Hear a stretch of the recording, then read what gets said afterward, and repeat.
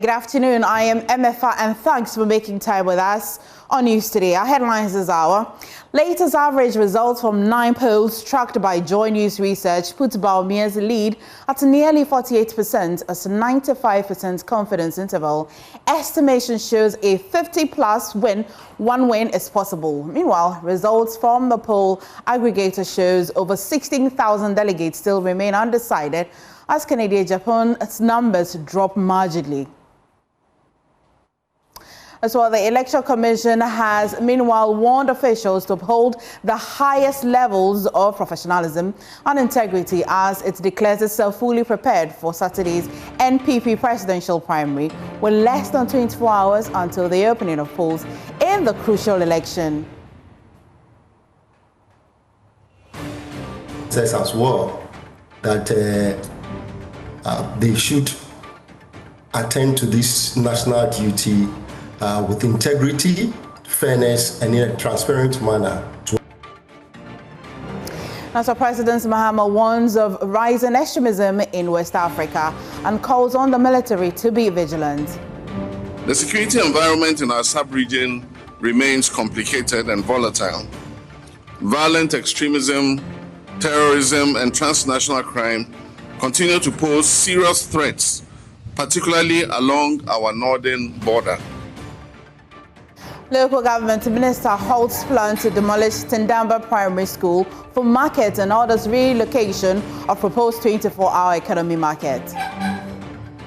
Yesterday, that a school is being converted to a 24-hour market. Kore, it is not coming from my ministry. And I don't think President Mama will endorse that. We're live on DSTV channel 421 and GoTV channel 125 and around the world on myjoyonline.com. Join us, independent, fearless, and credible. Please stay for details.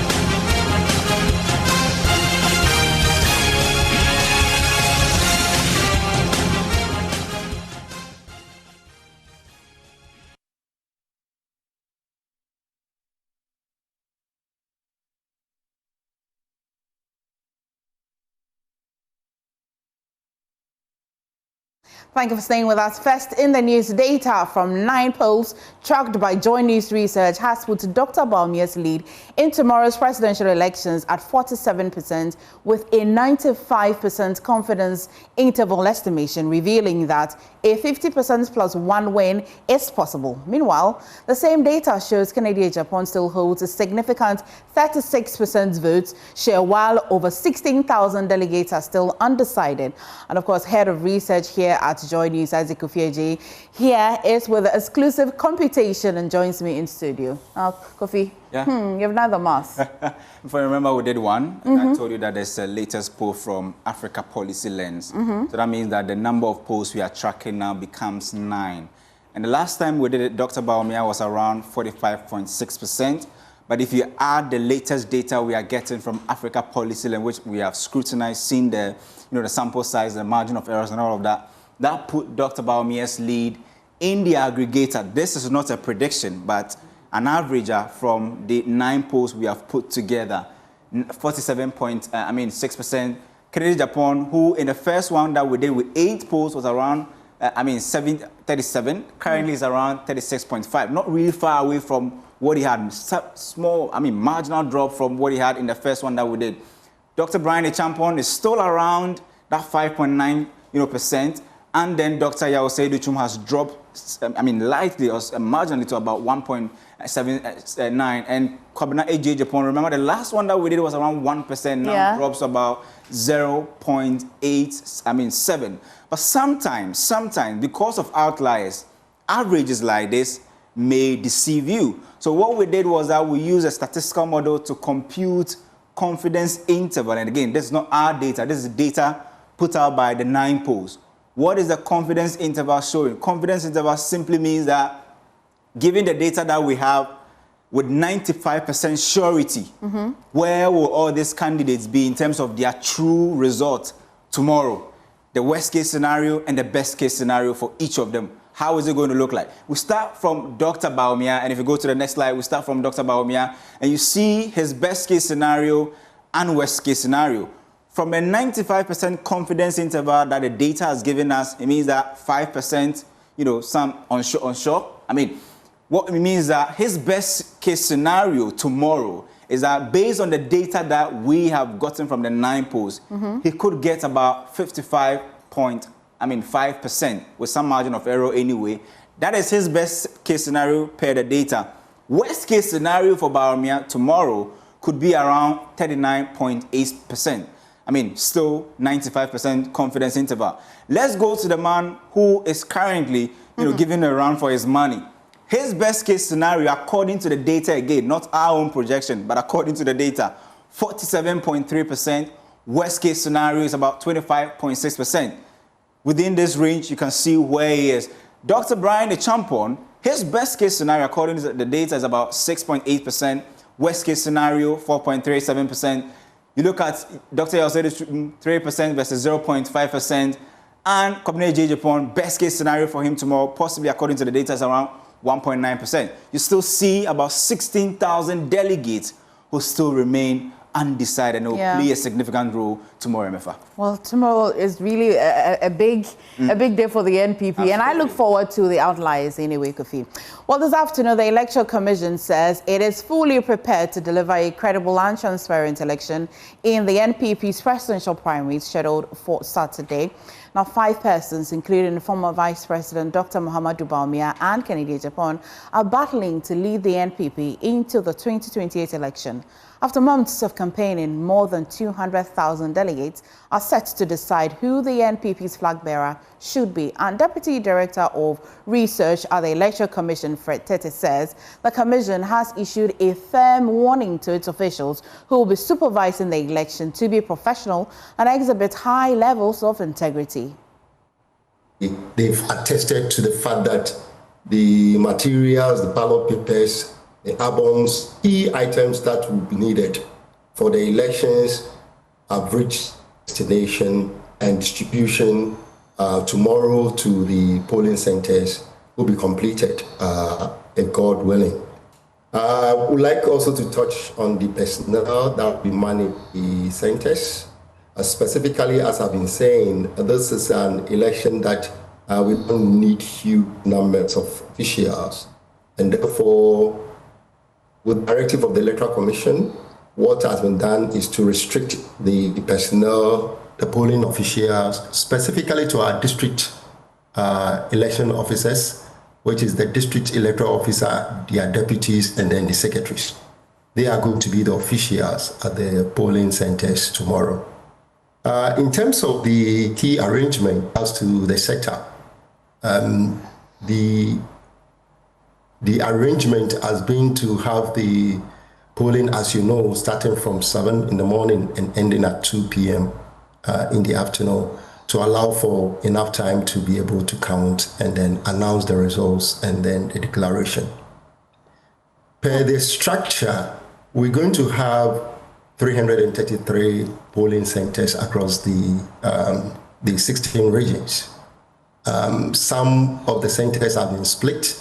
That's why maybe you'll be thinking of 267 constituencies and why 333.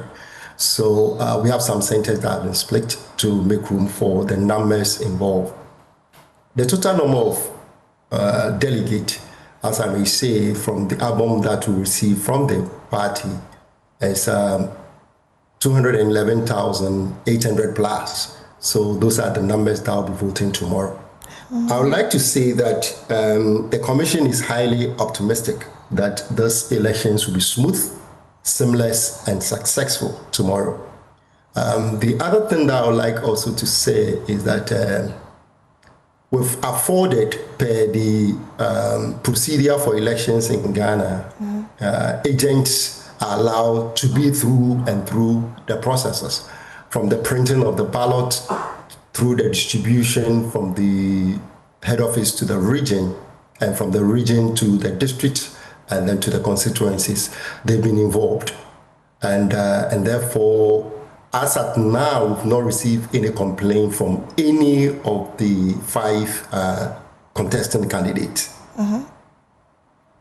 Nonetheless, the commission would like to caution our officers as well that they should attend to this national duty with integrity, fairness, and in a transparent manner to ensure a peaceful process, as I said.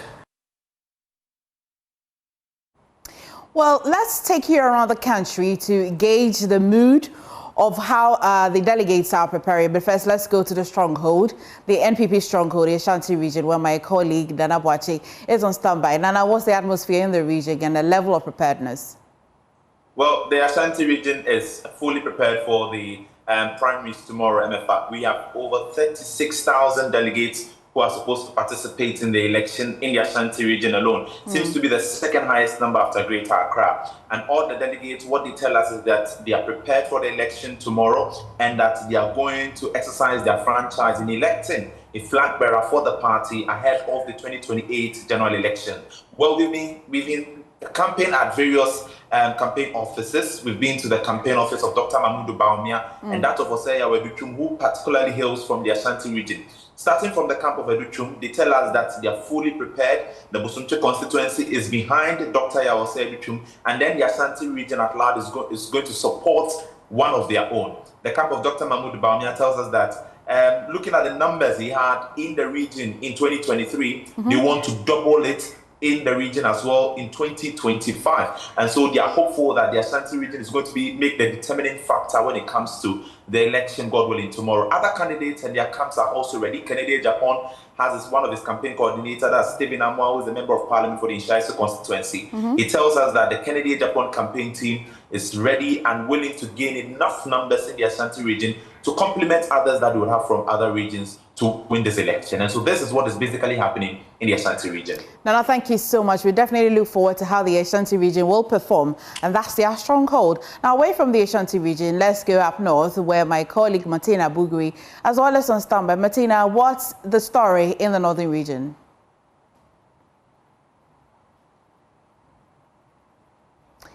Would you unmute, Martina? Yes, for the northern region, all is set. The police have deployed, we are told they are deploying over 1,000 police officers across the region. We are also being told that there will be security cameras attached to these deployments so that we can have a peaceful election at the end. For the Electoral Commission, they distributed the materials this morning, and the materials are expected to arrive at the various constituencies, which will be stored at the police armory in these constituencies waiting tomorrow. Now the wrap up is on. People are beginning to pitch camp, and the one-on-one meetings are also going on. Those meetings, we are told, will go further into the night, where they will meet them individually and speak to them to try and convince them to vote for them. Now, one other issue that has come to our attention as the media is accreditation for the media in the northern region. It's been very difficult. We've had calls from each other, all complaining that they've been trying to get accreditation, which has not yielded any result. And so tomorrow, if they are going to go strictly by you having accreditation before you move in, it may be difficult for a lot of media persons in the region to have access to their perimeter. Hopefully that's not a big challenge ahead of tomorrow's elections, Martina. Keep your eye on there and bring us updates. Now, let's return to Accra. There will be a lot happening at the NPP headquarters after the election, but also the party headquarters will be a polling station where persons like former President Akufo-Addo will be expected to vote. And my colleague James Aveji was there and reports. Less than 24 hours to the NPP Flagbearer primaries across the country. And we are here at the party headquarters in Accra, where a number of activities are happening. behind the walls of the party behind me there, where they are setting up the stage for the conclusion of activities tomorrow, where the winner of the elections will be outdoored officially to the members of the party as well as the general public. Between now and tomorrow morning, the party is also expected to hold a press conference later in the day to outline a number of actions and the final roadmap to the election day, January 31. And so it's all quiet here a day to the election, but by tomorrow 7 a.m. things will start catching up, where we expect a number of senior party members, including party elders, patriots, and the former president, to cast their votes here, which is one of the special polling stations set up by the party, in addition to the polling stations across the various constituencies in the country. And so on Saturday, the party headquarters will come alive with voting activities and other jubilations in the latter part of the day when the results start trickling in. The coalition, we believe, would be happening here. With regards to the 24-hour restrictions on campaigns, the campaign posters as well as other campaigning material of the various candidates have all been stripped off the entire wall here at the party headquarters in respect to that 24-hour ban on every campaigning activity before the elections. This is how the NPP headquarters look like less than 24 hours to the election. They are setting up the stage for the party's final activities when the election results are declared across the country. I'm James Avaji for Joy News. I'll speak to the leadership of the NPP shortly, but quickly I'll take you to the Bono East, where my colleague Anas Sabit is on standby. Anas, all set in the Bono East region? And if all is set here in the Bono East region as well, all logistical or materials, voting materials have been dispatched to the 11 constituencies across the region. We are expecting, some 800 plus police personnel to ensure that all the entire process is peaceful. 75 stationed in each of the 11 constituencies here. The police have backup in terms of, security men to encounter any unforeseen, violence or anything of that sort. The Electoral Commission are solely in charge of this, and so Regional EC boss Dr. Gabriel Debois told me that they are fully in control, and they will ensure that everything is treated as we see in national elections as well. With regional executives we've been speaking with, they are cautioning, party faithfuls, especially the delegates, to be measurable when it comes to jubilations after the elections or the results are declared, except that we are also recording that some regional executives are throwing their weight behind the former Vice President, Dr. Mahmoud Bawumia. They believe he is the more popular candidate and experienced to lead the party in the 2028 general elections. Well, Anas, thank you so much for that quick update from the Bono East region. We can now speak to the party leadership to assess the preparedness of all of resolutions that were quite outstanding. Haruna Mohammed is Deputy General Secretary of the NPP and joins me via phone. So Haruna, thank you for joining us this afternoon. My colleagues are reporting that the regions are quite ready. For you as a party, are you ready? We are ready, MFA. The party is ready for the elections tomorrow, and we are also ready for the official declaration and also outdooring the newly elected flag bearer of the party, as well as taking the speech of the newly flag bearer of the new patriotic party for election 2028. Well, earlier my colleague Mamiesi spoke to the EC and they said that they're very prepared. Can you confirm to me whether all electoral materials have been deployed successfully to all the constituencies or where votings will be taking place? Yes, the reports that we got from the Electoral Commission, who have been solely mandated to deal with all matters of electoral materials, together with the Ghana Police Service in the dispatch of electoral material. All electoral materials has been sent to their respective destinations and locked under key, which the security officers of our nation, which is the Ghana Police Service, together with the Electoral Commission, are in possession to be used for tomorrow's election. Okay. Haruna, let's talk about the candidates. Some of them initially had some issues. All resolutions, have you had a level coordination between the party, the EC, and the candidates, all of their problems that they have expressed?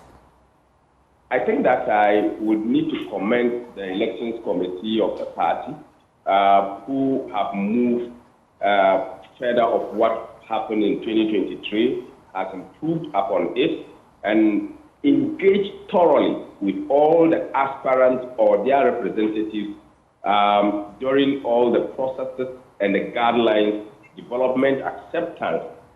It has been very consultative, and all the aspirants, nobody, and I repeat again, nobody has come out to accuse the Presidential Elections Committee of any bias. All of them, everything that has been done is being done together with them. So everything, they are satisfied. Nobody has come out to say is dissatisfied with a matter which is materially having an effect on the election. Every process has been very transparent, open, and we want to give a free and fair election for all the five come tomorrow, and the winner will be declared by the Electoral Commission. And we, as a political party, will absorb and take over from them for us to be able to re-strategize to win power in 2028. Well, Haruna, finally, before I let you go, a critical area, security. You have raised concerns about national security. Why is it a concern? I hear that you want the police to be the sole custodian of our security tomorrow. Why are you concerned about national security? Yes, this is an internal election that we have. You know that as a political party, we have our own even internal security as a political party. We decided that no internal security should be involved in this particular election. This is our election. So we have officially engaged the Ghana Police Service to deal with the matters of security for this particular election, so that at least nobody within the party would be using an external to be doing something very different. So we've heard and picked up intelligence how the national state wants to come with a uniform, cause some level of troubles. For these troubles being that it is the MP that have come. And that is why we have issued a caution through the national organizer that we don't need any other state at our state. We need only the Ghana Police Service.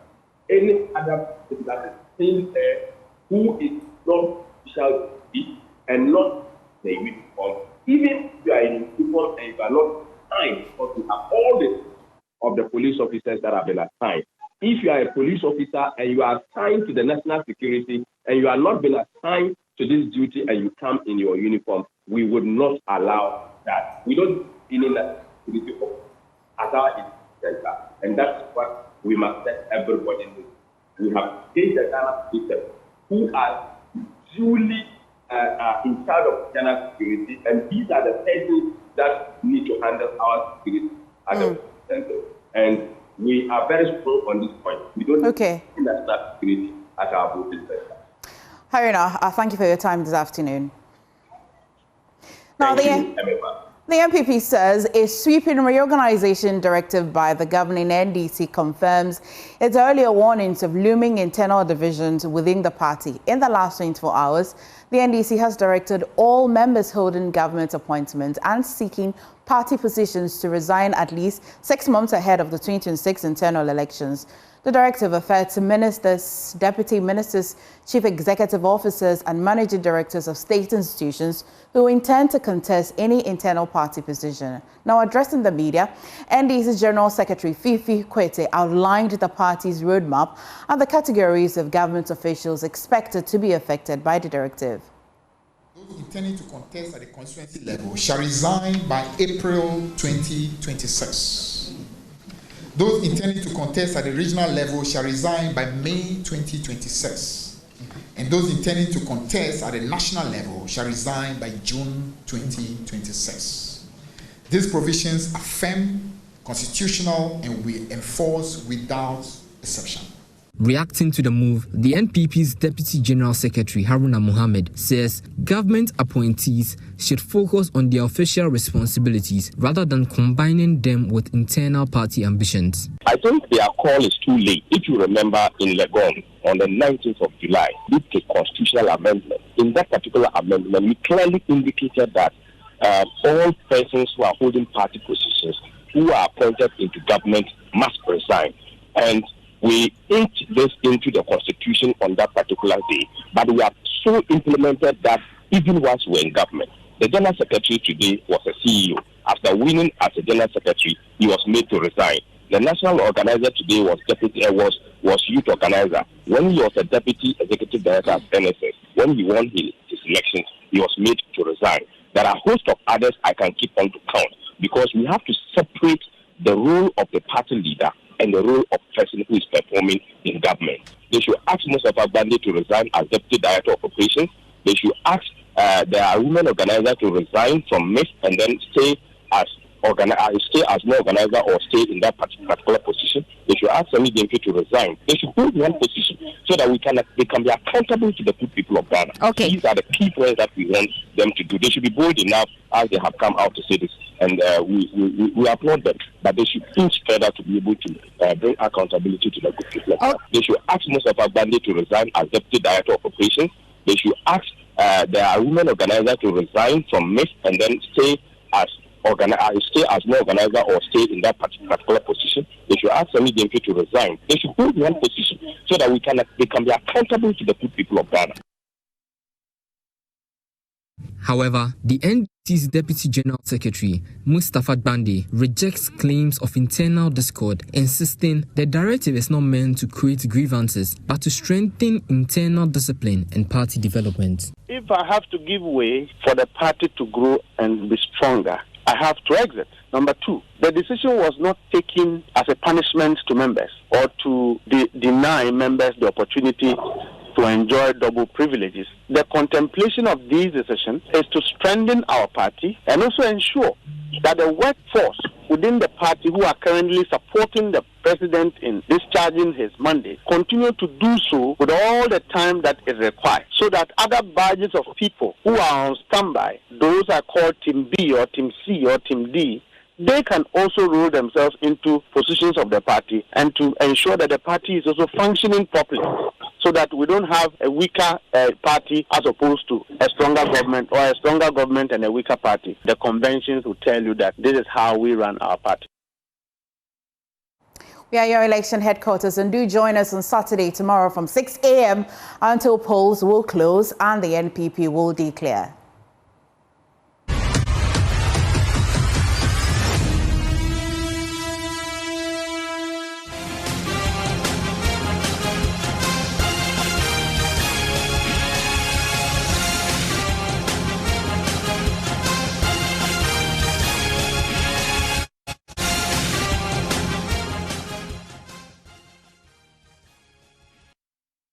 And on governance, security in West Africa remains complex and volatile, with violent extremism continuing to pose a serious threat. Expressing his concerns as he addressed graduates at the military academy, President John Mahama urged the new officers to remain vigilant and committed to safeguarding peace and stability in the sub-region. Forests and river bodies have been declared security zones. Distinguished guests, the security environment in our sub-region remains complicated and volatile.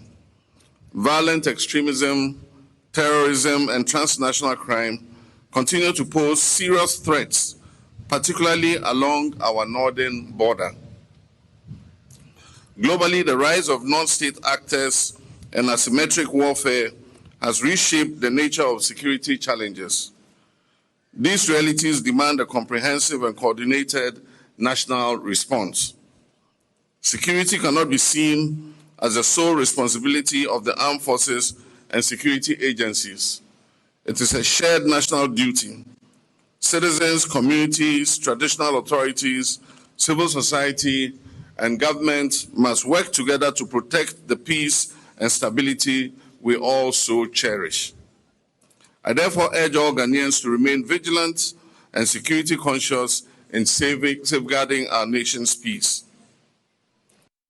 Now, the president also touched on measures put in place to tackle illegal mining.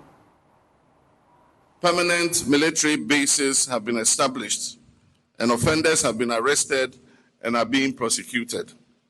Rivers such as the Pra, Ankobra, and Ofin are gradually recovering.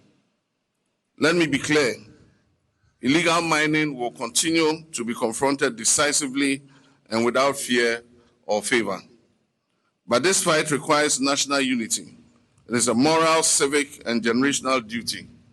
And I call on all Ghanaians to stand together to restore and protect our land. The Minister for Local Government, Chieftaincy and Religious Affairs, Ahmed Ibrahim, has rejected plans by the Wa Municipal Assembly to demolish the Wa Tandamba Primary School for a proposed 24-hour economy market.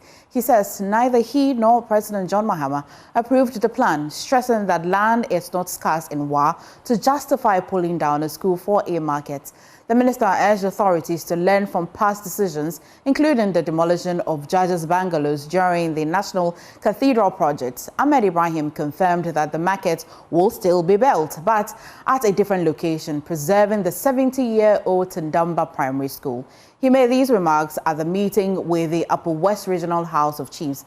Joy News' Upper West Regional correspondent Rafiq Salam reports from Wa. This is the maiden meeting of the local government, Chieftaincy and Religious Affairs Minister Ahmed Ibrahim with members of the Upper West Regional House of Chiefs since he took over office last year. His engagement with members of the August House that comprise of Paramount Chiefs and the Queen Mothers is to familiarize with them, listen to their concerns with a view to finding solutions to them. Fairly to the 24-hour economy policy of the government, which included the construction of 24-hour markets, Ahmed Ibrahim poo-pooed plans by the Wa Municipal Assembly to collapse the Tandamba Primary School for the construction of the 24-hour economy market. He was emphatic and straight to the point, and that the Tandamba Primary School, which was established in 1956, will not be pulled down. I heard in the news yesterday that a school is being converted to a 24-hour market. Kore, it is not coming from my ministry. And I don't think President Mama will endorse that. So we will not collapse a school to build a market. Even if somebody has taken that step, that person needs to consult the Minister of Local Government. That notwithstanding, he asserted that the market will be constructed at a different place rather than raising down a 70-year-old primary school. Koro, we are building 261 markets in 261 districts. And we do the location together with the traditional authorities. And it must be a place that can be used 24/7. So if it is a school, don't go and raise down a school that is over 70 years old. That is not coming from the office of the president or the minister for local government. And on to climate. As climate change intensifies across Ghana, families in the northern regions are being forced into difficult choices. Rising temperatures, prolonged drought and erratic rainfall are reducing crop yields and undermining rural livelihoods. In response, many women are migrating south to cities such as Accra and Kumasi in search of income opportunities. Often viewed through a negative lens, this climate-induced migration has increasingly become a survival strategy. These migrants, mostly young women known locally as Kayaye, send money back home to support their families. These remittances have emerged as an unexpected but critical tool for climate adaptation, helping households cope with the impact of environmental change. Particularly among rural female farmers who move to cities like Accra and Kumasi to engage in informal work such as herd poultry.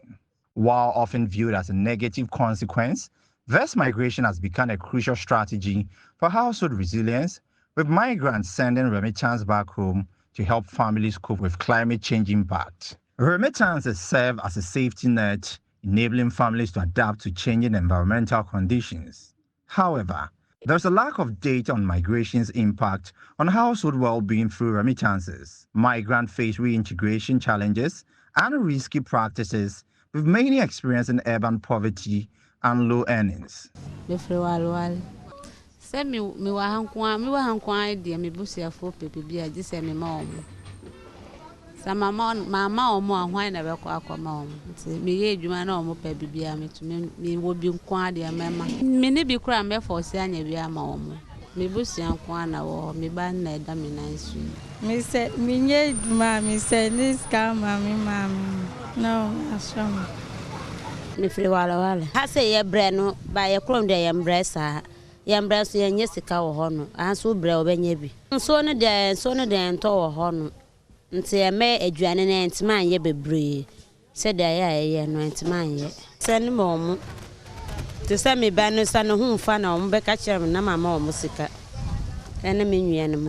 Many migrants do not experience the improved quality of life they expect, facing urban poverty, low earnings, and social stress.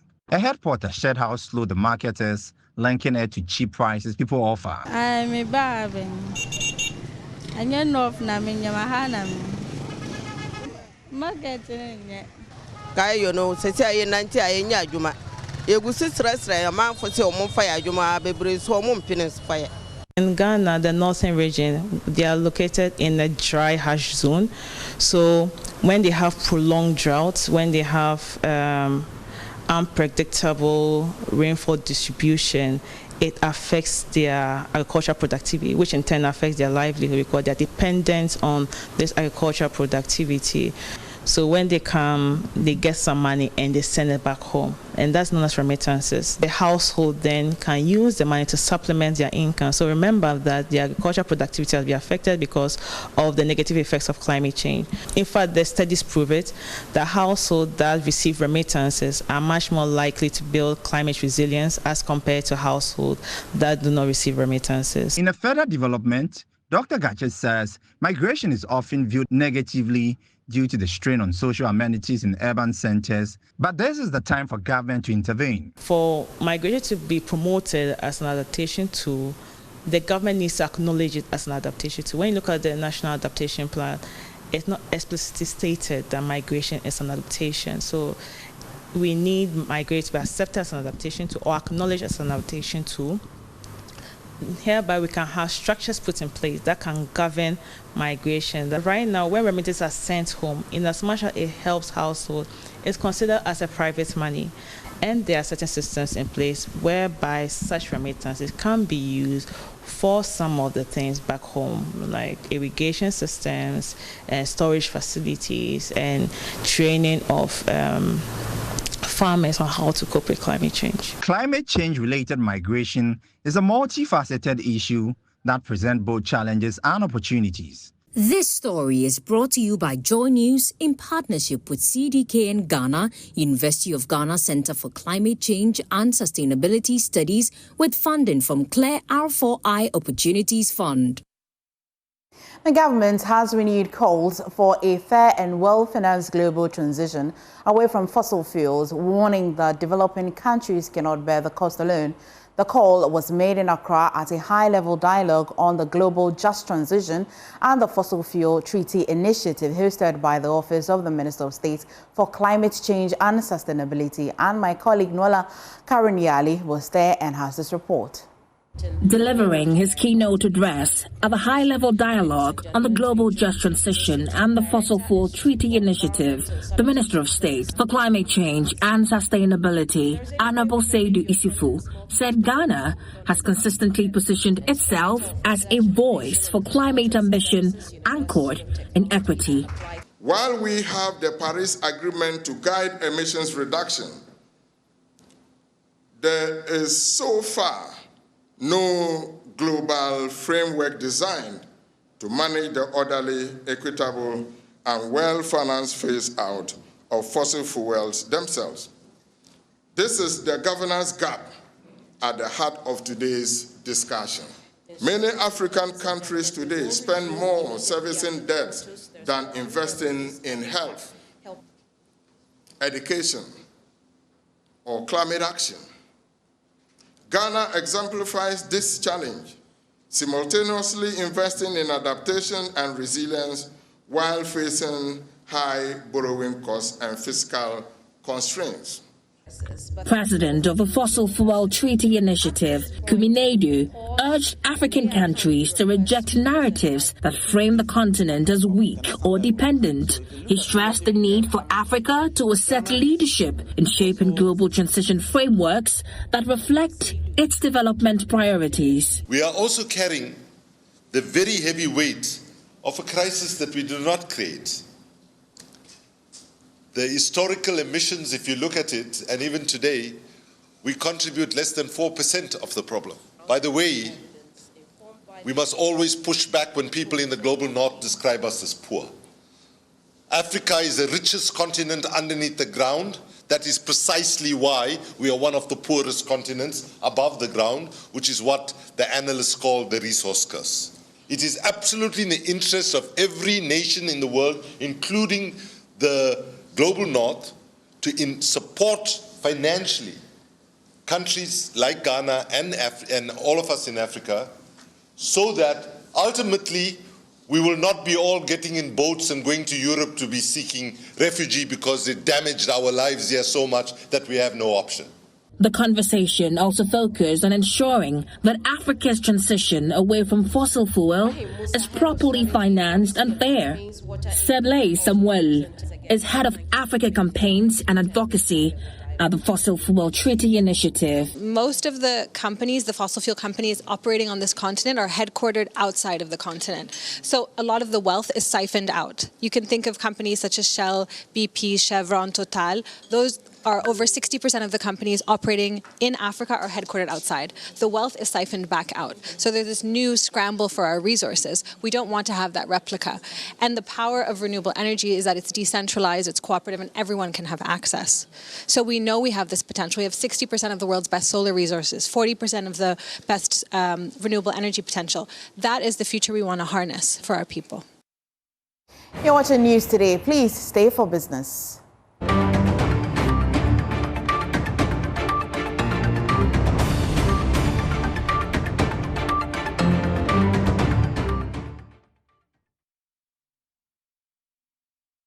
Welcome back to Business here on Joy News Today. My name is Winston Taki, and out of first business story.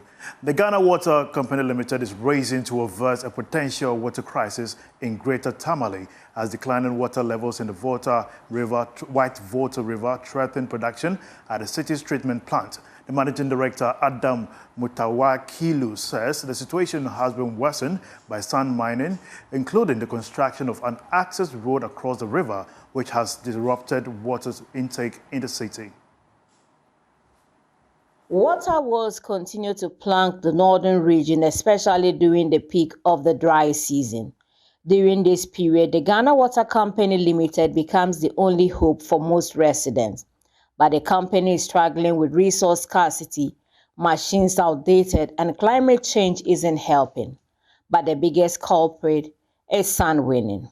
Speaking to the media after inspecting the river, Managing Director of the company, Adam Mutawakilu, outlined some of the challenges they face. The second one, as you can see, is this word here that we have. And most of the water that should be retained here is running out, and we need to ensure that we work on it. It's not an easy job, but thankfully Maripoma Enterprise Limited is working on a bridge just nearby. We approach them and they are willing to do it, but at a cost that is much, much better than looking for a contractor outside this jurisdiction. So I paid a visit, I've seen how it is, I've discussed with the engineers. As quickly as I get back to Accra, we'll see how work can kickstart. Away from that, the Chamber of Petroleum Consumers is projecting a marginal reduction in fuel prices from next week as oil marketing companies prepare to adjust pump prices from February 1st under the bi-weekly price window. However, there are concerns that pressure on the cedi and rising crude oil prices could push fuel prices upward. But Executive Secretary of the Chamber for Petroleum Consumers, Duncan Amwa, says some favorable local conditions could alter the outlook. Prices don't look to want to come down globally. In fact, international markets are pointing upwards. You have the bullish sentiments at play currently.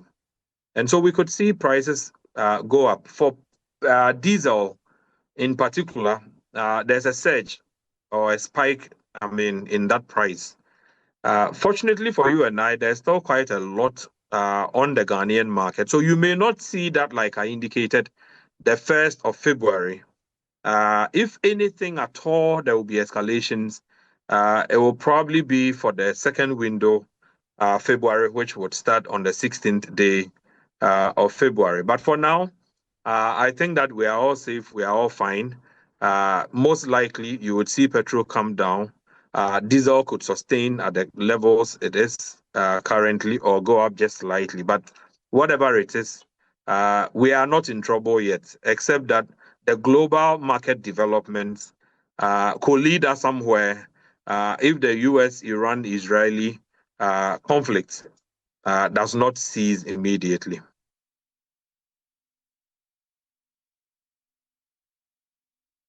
For business, we have entertainment and sports right after this break. Stay tuned.